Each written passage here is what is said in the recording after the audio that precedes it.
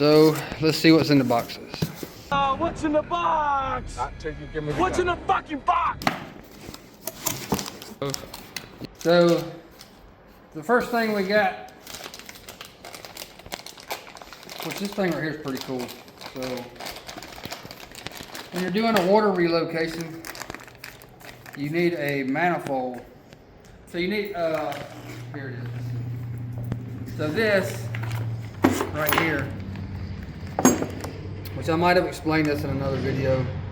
These go in front of the block. These go in here, and then you pipe from this and you go over. Then you have water manifolds that are usually like a piece of billet aluminum, and you can buy the water manifold. It'll just bolt up, and it's just like one piece. But then there's this option, and this is pretty cool. So it is adjustable, right? Comes with fittings already on it, and let's see, something like that. Yeah, I thought it had like screwed to lock, but I guess not. So it's just O-ring, so the water can't get past it. Anyway, when you put these on the block, you'll basically adjust it to where it needs to be, and you just screw that on, and then you hook your hose in. Is that what's in the other box too? Yep, so we got two. That's what's in this box. And so I believe this is going to be my third member rebuild kit.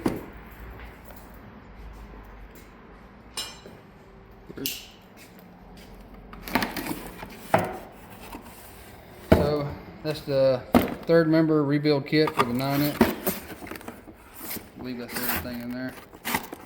Hopefully this works. We'll see. So the next box.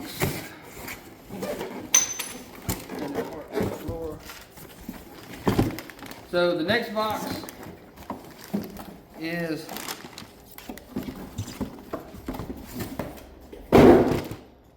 this is the bracket to hold the third member. It makes it a little bit easier. You can bolt the third member up to this, and then you can spin it as you're working on it. And you pretty much just bolt this to a table. And I thought this would be a little easier than just rolling around on a table trying to get this done. On Skippy over here to get through mounting the bracket to the table, and then we can start working on the third member.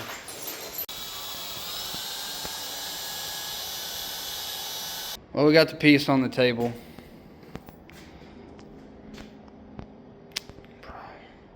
Anyway, table had a lot of flex in it, so my son came up to 2 clamps and kind of braced it so it don't move so bad.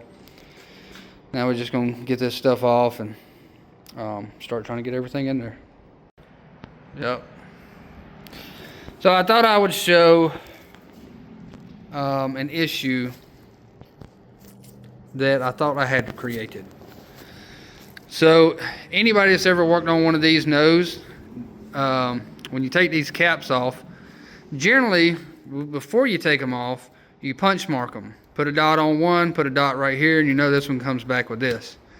So I took these off and I set them on the table, and I got turned around, wasn't paying attention. I grabbed one of the caps, came back, and the way I had them sitting, I couldn't remember which one went on which side. So I was trying to figure out, how can I figure out which cap went on which side, if that was even possible. And if I couldn't figure that out, I was going to have to roll the dice on this. But I ended up finding something. I don't know if this applies to every chunk that comes out of the 9 inches, but this is what I found on this particular one. So what I was doing was lining them up, putting the bolts in them, and then looking at these threads. Let's see if I can get some light. So I was lining the threads up like that and trying to see how much play they had. Well, I lined this cap up. I was like, well, the threads line up, and you can't really push the cap in or out enough to mess those threads up bad enough that these pieces won't go in. The other thing I did was check right here. I'm like, man, there's not even a lip there. I was like, man, that's got to be right. So I come over on this side, and let me see if I can zoom in. So I lined this up. Everything feels great. But as you can see, the threads on this side are flat on the top. This side right here, and on the other side, they're pointy. So I know I got the caps in order because of that. So what I'm gonna do is, so now what I'm gonna do is take a punch and I'm gonna mark these so I don't even have to worry about that anymore. I'm just gonna put a dot on one side and then a dot on the case, and anytime I take them off, I'm gonna know where they go. All right, so we got the old bearing out. Here's the old bearing. This is what I use to drive it out, right? I don't care so much how a socket sits on the bearing when I'm driving it out, but when I'm driving it in, I do care. So you need a socket that sits on that outer race because you don't want to beat on anything on the inside. But it's in there. We got the locking clip on the back side in there, and now we're gonna try to get the other piece out. 6-7. We're cleaning up the threads right now on the third member. I'm gonna hit the caps. Fixing to heat up the ring gear so it'll slide onto the spool, and that's probably gonna be it. Start trying to get it all in there. I ain't gonna record all this because you can look up tons of videos and see this, but we'll take little shots as we go along.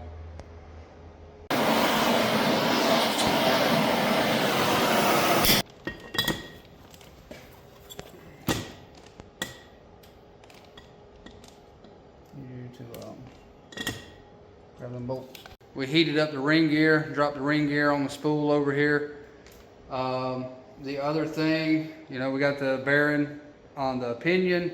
Now, what we're about to do is set the shim, right? I've already got the collar and the shims in there.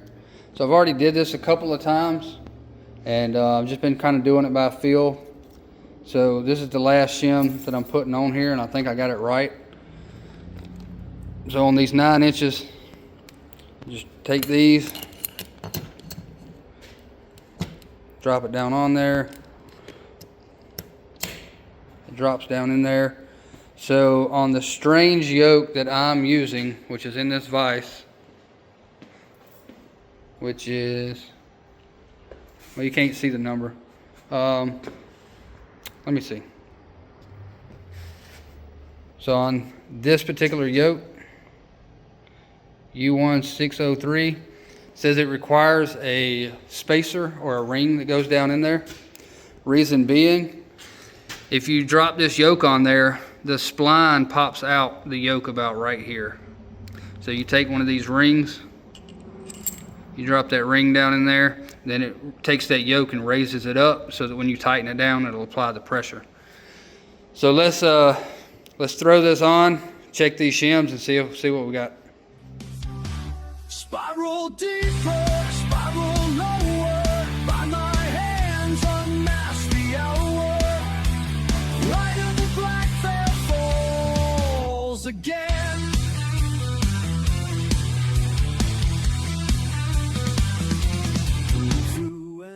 Down torque wrench. So I went to the store. They didn't have what I was looking for, but they had one of these little dinky ones. And all I'm looking for is a rough estimate. You've got a window between 15 and 29 or something like that. So this thing, I mean, you ain't got to be dead on. As long as I'm in a window, as long as I'm in that window with this, I'll be all right. I'm not going to try to get on the edge of either side. And by what it feels like to me from earlier, this is probably going to get it just right. But I'll try the video and see if you can see this, but chances are you ain't gonna be able to see this like I am. But I'll tell you what the number is. So now that I got this in there, I'm gonna roll this around a few times just to make sure everything's kind of situated. And then I'll put the inch-pound torque wrench on it.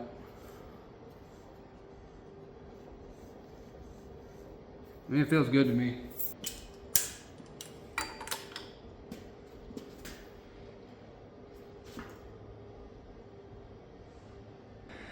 It's gonna be hard to do this, and that's probably gonna fall off because it's just a little bit loose. But this one right here was doing this by hand, by feel, and now I'm putting the wrench on it, right? So I don't know what you see, but it's 21. Off camera, I came in here, we had a little problem, and I'll post a picture. You can see right here that the gear was hitting the third member. So what I did is I came in and I just grind a small place right here for that gear to clear. And while I was at it, a trick you see a lot of people do with an engine block, but they'll get rid of bad casting. And inside this case, there's like a really bad line that comes around. So I just came in, cleaned that line out, came all the way around here.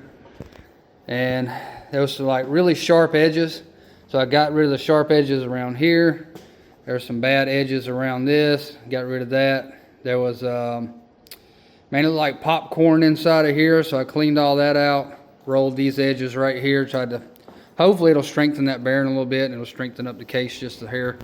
I found a video or somewhere on the internet, because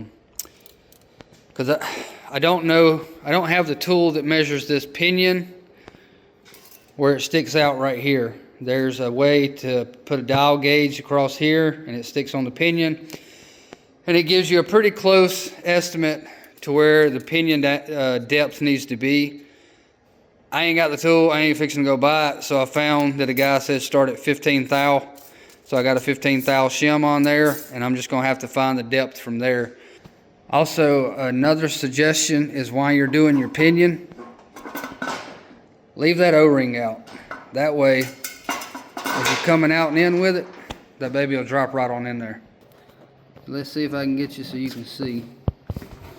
Looking for that little air gap. Alright, there we go. There's your gap. I'm gonna turn this.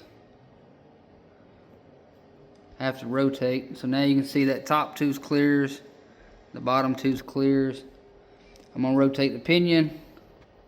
It clears down there at the very bottom and all the way up to the top. Well, the tool works, right? So you just basically put it in there and then turn it like that. Seems to be working pretty good.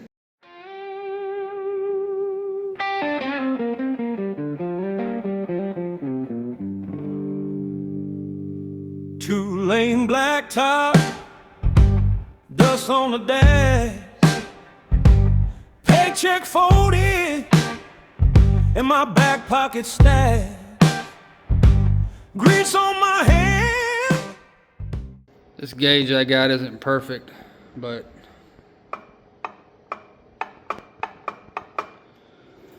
we got 10 thou to 11 thou. Well, from 9 thou, 10 thou, or 11 thou, and that falls within the right range. So I kind of forgot to pull out the camera and record a few things, but we're pretty much done with it. We've set the pinion, we've set the pinion depth, and this particular one has give me fits the entire time. No matter what I do, I cannot get this pattern exactly where I want it at. So you can see the pinion for the decel is high. It brushes a little in the middle, but it's mainly like kind of applying right here. On the back side, it's not ideal. It's feathered out a little bit, and it is in the center. But I'm telling you, I've put probably 10 different shim. I've probably put 10 different kind of shims in here, or 10 different times, and I've went all the way from 20 thousandths up to 30 thousandths, and no matter what I do, I cannot get those two marks to align. I've tried the ring gear in and out. It's not changing it. If I do bring the D-cell back, the X-cell is way off its mark, and I'd rather D-cell to be off than the X-cell to be off. And there's a proper name for that. It's not X-cell and D-cell. I just don't know the proper name for it. But this is what we're going to run with. I'm going to run it like this because I'm not even 100% sure this is going to be the right gear. We're going to see how this responds.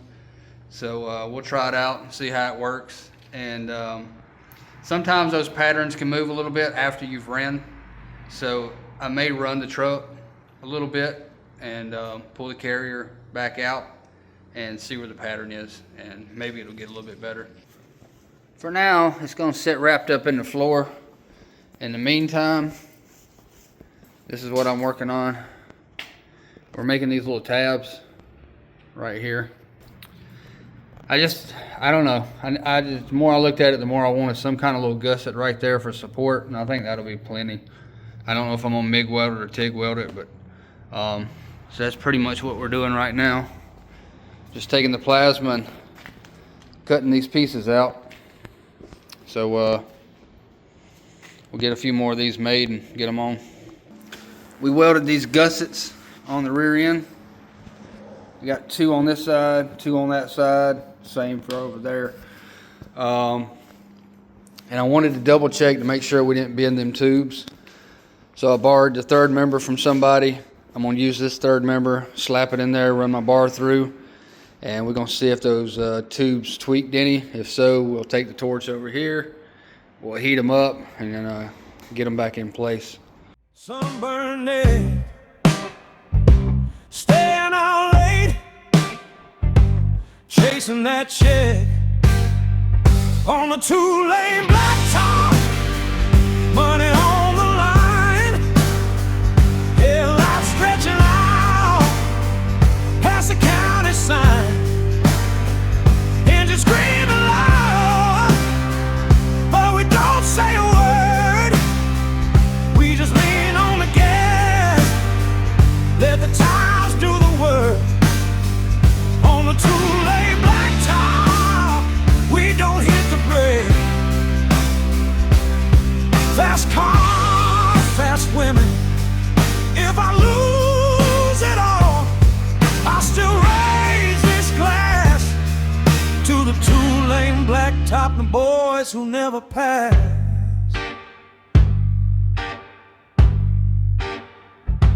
Knob Creek bourbon, poured in a cup. Alright, so they're off now. Good thing we checked it. So it's probably, it may look worse to y'all than it actually is, but it's probably like a 1/16 of an inch. It seems like everything for me always falls at a 1/16 of an inch.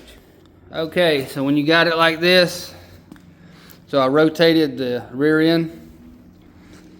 So I brought the end up that doesn't have a gap. So what you're gonna do is you're gonna heat it right here because your gap is down here that I showed y'all a while ago. The gap is down here, so you're loose and you're too, let's just say too tight up here, so you're heating on the tight side.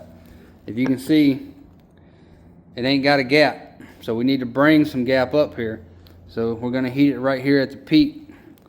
So like if you was looking at this, you would look to where your gap was here, you'd say you got a little gap over here, and you go, okay, well the peak of it's like right here, and you just follow that like a line, and you're gonna heat that tube, and that tube, once it gets heated, it's gonna start trying to walk itself up to that heat. It's gonna shrink right there where you're heating it at. The other thing you might see me do is grab a rag and throw a rag on top of it to cool it real quick to see if it'll take that axle tube and bend it up. Alright, so I got the camera set up so y'all can watch it. Back a piece of my mind. I run with the wind, not away from the storm. Let the thunder hit hard. I was born to transform. Every heartbeat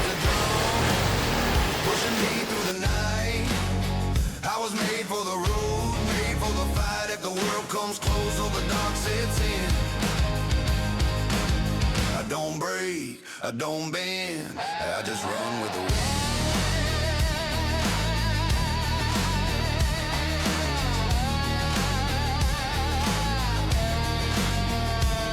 I've been lost on roads where the stars burn low.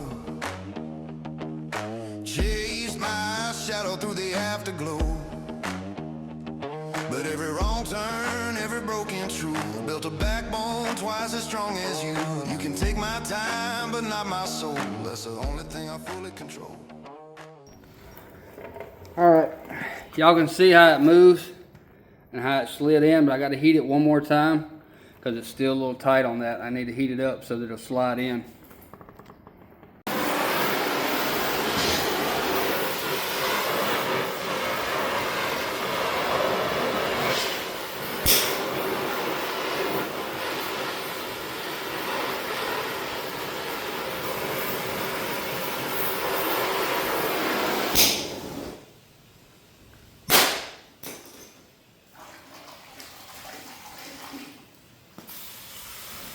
Third member's in, axles are in. I got the plates setting up there. They fit, well, I mean, they're not bolted. They're just kind of there. They fit, they're flush. It's applying a slight amount of pressure on the bearing. I checked the stick out and all that, applying a little bit of pressure. So, it's all good. It's good. It's good. It's good. So I lied. Instead of putting this in, I'm gonna go ahead and try to get some of this other stuff welded real quick. I'm gonna weld these brackets. I'm gonna heat this up because there's a big gap right here and I wanna heat this, hang on. I wanna heat this up and close up that gap a little bit. Let's see, same on this side. You can't really see. Anyway, you can see like my fingers, they kind of go behind there. Yeah, I ain't real happy with that. But what I'm gonna do is weld this so it stays in place. I'm gonna go ahead and shoot the bead across here. There's a plate right there I'm gonna weld. And then I'll take some C-clamps and put on this. Probably heat it up with the torch. And we'll clamp that and close that gap up and get it a little tighter fit than that. But the reason I took this off is I had to be able to get to this weld. And that weld was basically up here and I couldn't get it. You can't come through here to get it. The welder would have got here, but the piece is like right here. And it just would have never happened. So yeah, let's get this welded up. I'm gonna wait on this to cool all the way down, and then I'll pull these arms off and I'll put them over here, and then we'll weld that side and let them sit there. That way it doesn't close up or anything. Step up, get wrecked. It's a bloodbath. Dark night, sharp blades, make the gods laugh. I don't play nice, nah, I'm a nightmare. Pull up with the smoke, let it linger in the night air. Black mask, black fit, I'm the raper. Cash that fast whip, can't take blood. So cold, turn a saint to a sinner. Came for the bread, now I'm taking the dinner.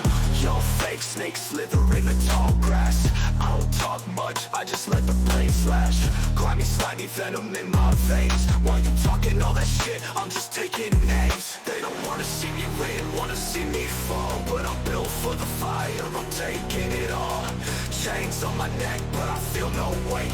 Look death in the eye and I tell it too late. Get fucked, I'm coming for the crowd, no love, yeah. Haters in my lane, I'll lay them face down, yeah. Get fucked, and they praying I slow down, no. All right, we got these brackets right here welded. As much as I'm gonna weld them, I gotta clamp that. It's almost time to, yeah. So it's time now, these done cooled down, so I can swap these arms over. I'm gonna use them for support, and we'll get that side welded. All right, so I've already gotten started on boxing in the frame, and I forgot to pick up the camera. You ain't really missed much, but I'll show you. So So y'all gonna see me cutting this cardboard to fit inside this frame. I want it to slightly fit on the inside, like that. It's just mainly boxing this in right here, because this will flex, and if you just box this in, it'll stop that flex right there. I changed my mind on how I'm gonna box this. I'm gonna bring it all the way down to where this is boxed, and then connect it and bring it on back, because I didn't like the gap right here. I will lower by my hands, unmask the hour. Light of the black veil falls again. I got the plate cleaned up and got it sitting in there. Looks good to me. Got the other side in there. All I gotta do is make another piece to come back to here. Got it nice and tight around the edge. It's always better if it's tight. One thing I did figure out that I kind of like about this cardboard over poster board is you can take your little die grinder and you can shape the mess out of that stuff. I did all that with the die grinder. Pretty cool. All right, well, this is the end of the video. The rear end is in, everything is welded up. The third member, axles, all that's not in. I'm still waiting on the shocks. Just the triangular forelink is done. The shocks should be here in about a week. Once the shocks get here, we'll try to tackle the anti-roll bar and get the shocks located, get all that stuff in. I didn't show none of this, and reason being I was having a lot of issues, so I didn't worry about the camera. The issues I was having was with the welder. I thought the welder was taking a crap on me. I thought the lead might have been bad, and that ain't what it was. And I'll show you. So what it was, I bought some tips a few years ago, forgot. Those tips were not for this gun. So what happened,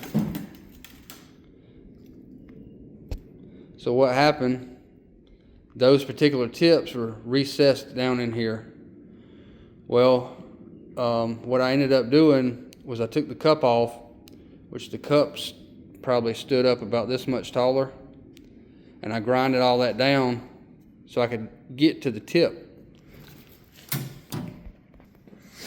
So anybody that welds overhead knows you stick out can't be that long. Well, it didn't register when I was welding it. I kept seeing the little bubble. I thought it was the liner. I thought the wire was getting caught up. That's why I didn't record nothing. I was getting irritated, so I didn't worry about the camera. I wanted to get that figured out, and we ended up getting it figured out. So now we're just gonna wait on the shocks. So as soon as they get here, we'll start up another video.